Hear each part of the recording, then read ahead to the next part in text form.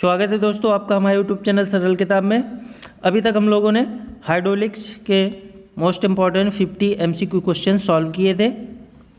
आज हम लोग उसी के आगे क्वेश्चन नंबर 51 से सॉल्व करेंगे।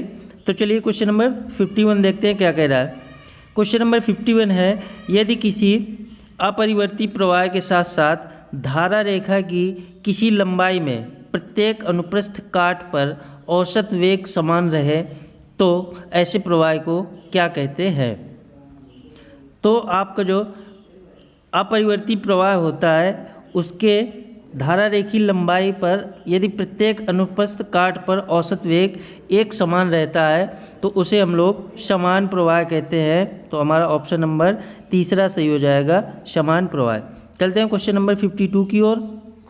क्वेश्चन नंबर 52 है, यदि किसी खुली नाली मतलब ओपन चैनल की अनुप्रस्थ काट तथा बहने वाले द्रव का वेग अलग अलग स्थानों पर अलग अलग हो तो ऐसे प्रवाह को क्या कहते हैं। यदि ओपन चैनल में प्रत्येक अनुप्रस्थ काट पर बहने वाले द्रव को वेग अलग अलग स्थानों पर अलग अलग वेग हो तो ऐसे प्रवाह को हम लोग असमान प्रवाह कहते हैं। तो हमारा ऑप्शन नंबर सेकंड सही हो जाएगा, असमान प्रवाह। चलते हैं क्वेश्चन नंबर 53 की ओर। क्वेश्चन नंबर 53 है, यदि द्रव प्रवाह के दौरान द्रव कण कुछ कोणीय वेग मतलब एंगुलर वेलोसिटी रखता हो तो ऐसे प्रवाह को क्या कहते हैं। सपोज दैट ये हमारा कोई द्रव का पार्टिकल है और ये मान लीजिए सपोज दैट ये हमारा कोई द्रव का पार्टिकल हो गया। अगर ये एंगुलर वेलोसिटी रखेगा, कोणीय वेग रखेगा तो ये क्या होगा, रोटेट होगा। रोटेट जब होगा तो ये कुछ देर बाद इस तरीके से हो जाएगा, ऐसे हो जाएगा। ये एंगुलर वेलोसिटी के कारण ये रोटेट होके ऐसे आ गया, ठीक। तो अगर ऐसा है किसी द्रव पार्टिकल के पास कुछ कोणीय वेग है तो उसे हम लोग घूर्णी प्रवाह कहते हैं, मतलब रोटेशनल फ्लो कहते हैं। तो हमारा ऑप्शन नंबर सेकंड सही हो जाएगा। चलते हैं क्वेश्चन नंबर 54 की ओर। क्वेश्चन नंबर 54 है, किसी पाइप या चैनल की काट से प्रति समय गुजरने वाले द्रव के आयतन को क्या कहते हैं। यदि कोई हमारे पास पाइप या चैनल की काट है, ठीक है, उससे पर सेकेंड गुजरने वाले द्रव के आयतन को हम लोग विसर्जन के नाम से जानते हैं, मतलब डिस्चार्ज। ये हमारा डिस्चार्ज हमारा क्यू हो जाएगा। तो हमारा ऑप्शन नंबर तीसरा सही हो जाएगा। चलते हैं क्वेश्चन नंबर 55 की ओर। क्वेश्चन नंबर 55 है, किसी पाइप से प्रवाहित द्रव की दर तथा अनुप्रस्थ काट के क्षेत्रफल के अनुपात को क्या कहते हैं। किसी पाइप से प्रवाहित द्रव की दर तथा अनुप्रस्थ काट के क्षेत्रफल के अनुपात को हम लोग किस नाम से जानते हैं। तो हमारा ऑप्शन नंबर दूसरा सही हो जाएगा, औसत गति। क्योंकि अनुप्रस्थ काट की क्षेत्रफल जो होती है, अगर मान लें ए अनुप्रस्थ काट की क्षेत्रफल और प्रवाहित द्रव की दर अगर हम लोग क्यू मान लें तो क्यू अपॉन ए के अनुपात को हम लोग औसत गति के नाम से जानते हैं। तो ऑप्शन नंबर सेकंड सही हो जाएगा। चलते हैं क्वेश्चन नंबर 56 की ओर। क्वेश्चन नंबर 56 है, सातत्य समीकरण किस सिद्धांत पर आधारित है। मतलब सातत्य समीकरण की अंग्रेजी में बात करें तो होती है कॉन्टिन्यूटी इक्वेशन। कॉन्टिन्यूटी इक्वेशन, जो आपका कॉन्टिन्यूटी इक्वेशन होती है वह प्रवाह में मात्रा की अविनाशिता के सिद्धांत पर आधारित होती है, मतलब कंजर्वेशन ऑफ मास पर आधारित होती है। कॉन्टिन्यूटी इक्वेशन हमारी कंजर्वेशन ऑफ मास पर आधारित होती है। हमारा ऑप्शन नंबर सेकंड सही हो जाएगा। चलते हैं क्वेश्चन नंबर 57 की ओर। क्वेश्चन नंबर 57 है, स्थिर द्रव की श्यानता होती है तो जो स्थिर द्रव होता है उसकी श्यानता 0 होती है। तो हमारा ऑप्शन नंबर सेकंड सही हो जाएगा, दूसरा 0। चलते हैं क्वेश्चन नंबर 58 की ओर। क्वेश्चन नंबर 58 है, fluid is a substance which offers no resistance to change of. मतलब क्वेश्चन कह रहा है फ्लूइड हमारा ऐसा है सब्सटेंस जो कोई विरोध नहीं करता है, प्रतिरोध नहीं करता है, रेजिस्टेंस टू चेंज दी, इनमें से क्या चेंज होने पर कोई विरोध नहीं करता है। ऑप्शन दिए हैं प्रेशर, दूसरा है फ्लो, तीसरा है शेप और चौथा दिया है वॉल्यूम। तो जो हमारा फ्लूइड है यदि उसके शेप में चेंजमेंट किया जाए तो वह कोई विरोध नहीं करता है। तो हमारा ऑप्शन नंबर तीसरा सही हो जाएगा, शेप। चलते हैं क्वेश्चन नंबर 59 की ओर। क्वेश्चन नंबर 59 है इन ए स्टैटिक फ्लूइड, स्थिर द्रव में क्या होता है, resistance to shear stress is small. जो हमारा शियर स्ट्रेस है उसका प्रतिरोध हमारा स्मॉल होता है। फ्लूइड प्रेशर इज जीरो, जो तरल का दाब है वो जीरो होता है। लीनियर डिफॉर्मेशन इज स्मॉल, जो हमारा रेखीय डिफॉर्मेशन होता है वो छोटा होता है। और चौथा ऑप्शन दिया only normal stress can exist. तो जो हमारा स्टैटिक फ्लूइड होता है तो स्टैटिक फ्लूइड में ओनली नॉर्मल स्ट्रेस एग्जिस्ट करते हैं। तो हमारा ऑप्शन नंबर चौथा सही हो जाएगा। चलते हैं क्वेश्चन नंबर 60 की ओर। क्वेश्चन नंबर 60 है density of water is maximum at. तो जो हमारा वाटर होता है, वाटर की डेंसिटी हमारी 4 डिग्री सेंटीग्रेड पर मैक्सिमम होती है। तो हमारा ऑप्शन नंबर तीसरा सही हो जाएगा, 4 डिग्री सेंटीग्रेड। चलते हैं क्वेश्चन नंबर 61 की ओर। क्वेश्चन नंबर 61 है a fluid is said to be ideal.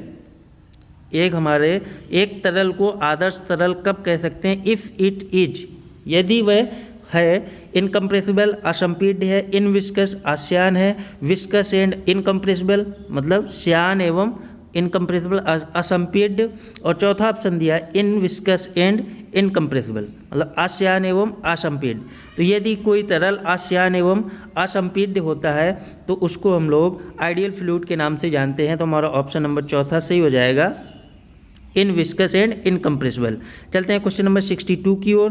Question number 62 है a fluid in equilibrium can not sustains. मतलब क्वेश्चन कह रहा है एक तरल साम्यावस्था में कैन नॉट सस्टेंस सहन नहीं कर सकता है tensile stress, compressive stress, shear stress और बेंडिंग स्ट्रेस। तो जो हमारा इक्विलिब्रियम में फ्लूइड होता है वह शियर स्ट्रेस को सस्टेन नहीं करता है। तो हमारा ऑप्शन नंबर तीसरा सही हो जाएगा, शियर स्ट्रेस। चलते हैं क्वेश्चन नंबर 63 की ओर। क्वेश्चन नंबर 63 है the bulk modulus of elasticity with increase in pressure. तो जो आपका बल्क मॉडुलस होता है, बल्क मॉडुलस के बराबर होता है माइनस का dp upon dv upon v। ये बल्क मॉडुलस के बराबर होता है माइनस का dp upon dv upon v। अगर यहाँ पे बोल रहा है इंक्रीज इन प्रेशर, यदि प्रेशर को बढ़ा दें तो बल्क मॉडुलस ऑफ इलास्टिसिटी क्या होगा। तो यहाँ पर आप देख रहे होंगे अगर हम लोग dp की वैल्यू बढ़ा दें, अगर यहाँ पर हम लोग dp की वैल्यू बढ़ा दें तो बल्क मॉडुलस ऑफ इलास्टिसिटी क्या है, हमेशा बढ़ने लगेगा। तो हमारा ऑप्शन नंबर क्या हो जाएगा, इंक्रीज पहला हो जाएगा, क्योंकि प्रेशर के बढ़ने के साथ साथ हमारा बल्क मॉडुलस ऑफ इलास्टिसिटी भी बढ़ जाएगी। तो हमारा ऑप्शन नंबर पहला सही हो जाएगा, इंक्रीजेज। चलते हैं क्वेश्चन नंबर 64 की ओर। क्वेश्चन नंबर 64 है ए परफेक्ट गैस, एक आदर्श गैस हैज कांस्टेंट विस्कोसिटी, उसकी विस्कोसिटी कांस्टेंट होती है जीरो विस्कोसिटी। तीसरा ऑप्शन दिया है इज इनकम्प्रेसिबल और चौथा ऑप्शन दिया है नन ऑफ दीज। तो जो आपकी आदर्श तरल होती, आदर्श गैस होती है उसकी ना तो विस्कोसिटी जीरो होती है, ना ही उसकी विस्कोसिटी कांस्टेंट होती है और ना ही वह इनकम्प्रेसिबल होती है। तो हमारा ऑप्शन नंबर चौथा सही हो जाएगा, नन ऑफ दीज। चलते हैं क्वेश्चन नंबर 65 की ओर। क्वेश्चन नंबर 65 है the stress strain relation of Newtonian fluid is. तो जो आपका स्ट्रेस स्ट्रेन कर्व है न्यूटोनियन फ्लूइड के लिए वह आपका लीनियर होता है। तो हमारा ऑप्शन नंबर पहला सही हो जाएगा, लीनियर। चलते हैं क्वेश्चन नंबर 66 की ओर। क्वेश्चन नंबर 66 है kinematic viscosity is dependent upon. जो आपकी काइनेमेटिक विस्कोसिटी है वो किस पर निर्भर करती है, तो काइनेमेटिक विस्कोसिटी आपकी डेंसिटी पर निर्भर करती है। तो हमारा ऑप्शन नंबर तीसरा सही हो जाएगा, डेंसिटी, क्योंकि आपका काइनेमेटिक विस्कोसिटी होता है, kinematic viscosity is equal to absolute viscosity upon mass density. ठीक है, तो यहाँ पर जो काइनेमेटिक विस्कोसिटी है वह सिर्फ आपका डेंसिटी पर डिपेंड करती है। हमारा ऑप्शन नंबर तीसरा सही हो जाएगा। चलते हैं क्वेश्चन नंबर 67 की ओर। क्वेश्चन नंबर 67 है, which of the following meters is not associated with viscosity.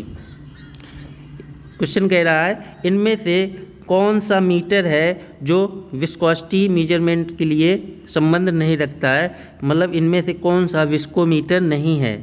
तो आप लोग जानते होंगे रेडवुड विस्कोमीटर के अंतर्गत आता है, सेवोल्ट ये भी विस्कोमीटर है, और एंगलर ये भी विस्कोमीटर है। बट जो आपका ऑरसेट मीटर है ये आपका वॉल्यूमेट्रिक एनालिसिस ऑफ मास के लिए, फ्लू गैसेस के लिए यूज होता है। तो ये आपका विस्कोमीटर के अंतर्गत नहीं आएगा। तो ऑरसेट मीटर आपका ऑप्शन सही हो जाएगा, ऑप्शन नंबर चौथा सही हो जाएगा, क्योंकि ऑरसेट मीटर आपका विस्कोमीटर नहीं है। बाकी ये तीनों आपके विस्कोमीटर के अंतर्गत आते हैं, विस्कोमीटर हैं। चलते हैं क्वेश्चन नंबर 68 की ओर। क्वेश्चन नंबर 68 है, which of the following is the unit of kinematic viscosity. Question कह रहा है इनमें से कौन सी काइनेमेटिक की विस्कोसिटी है। ठीक है, तो जो आपकी काइनेमेटिक विस्कोसिटी की यूनिट होती है वह स्ट्रोक होती है। तो हमारा ऑप्शन नंबर तीसरा सही हो जाएगा, स्ट्रोक। चलते हैं क्वेश्चन नंबर 69 की ओर। क्वेश्चन नंबर 69 है, alcohol is used in manometer because. Manometer में एल्कोहल हम लोग प्रयोग करते हैं क्योंकि it has low vapour pressure, ये इसका वेपर प्रेशर कम होता है। इट इज़ क्लियरली विजुअल, यह आसानी से दिखता है। It has low surface tension, इसका पृष्ठ तनाव, ये सरफेस टेंशन पृष्ठ तनाव कम होता है। और चौथा ऑप्शन दिया, it can provide longer column due to low density. चौथा ऑप्शन कह रहा है यह कम घनत्व के कारण लंबा कॉलम प्रोवाइड करवाता है, इसकी वजह से एल्कोहल यूज करते हैं। तो एल्कोहल यूज करने का मेन कारण यही है, क्योंकि ये इसकी डेंसिटी लो होने के कारण यह है हमारा आसानी से एक्यूरेट मेजरमेंट देता है और लॉन्गर कॉलम प्रोवाइड करता है। चलते हैं क्वेश्चन नंबर 70 की ओर। क्वेश्चन नंबर 70 है, the point in the immersed body through which the resultant pressure of liquid may be taken to act is known as। यदि कोई पानी में डूबी हुई बॉडी है और उस पर जो हमारा रिजल्टेंट प्रेशर है, ठीक है, वो जहाँ पर लगता है उसको हम लोग किस नाम से जानते हैं। तो वह पॉइंट जहाँ पर आपका रिजल्टेंट प्रेशर किसी बॉडी पे कार्य करता है उसको हम लोग सेंटर ऑफ प्रेशर के नाम से जानते हैं। तो हमारा ऑप्शन नंबर दूसरा सही हो जाएगा, सेंटर ऑफ प्रेशर। आज के लिए बस 20 क्वेश्चंस ही, क्योंकि आप लोगों की कंप्लेन रहती है सब वीडियो लॉन्ग हो जाता है, तो ओनली 20 क्वेश्चंस। अगर आप लोगों की डिमांड रहेगी तो मैं एक वीडियो में 50 क्वेश्चंस करवाने लगूंगा, बट आप लोगों के कहने से ही मैं शॉर्ट वीडियो और कम क्वेश्चंस करवा रहा हूँ।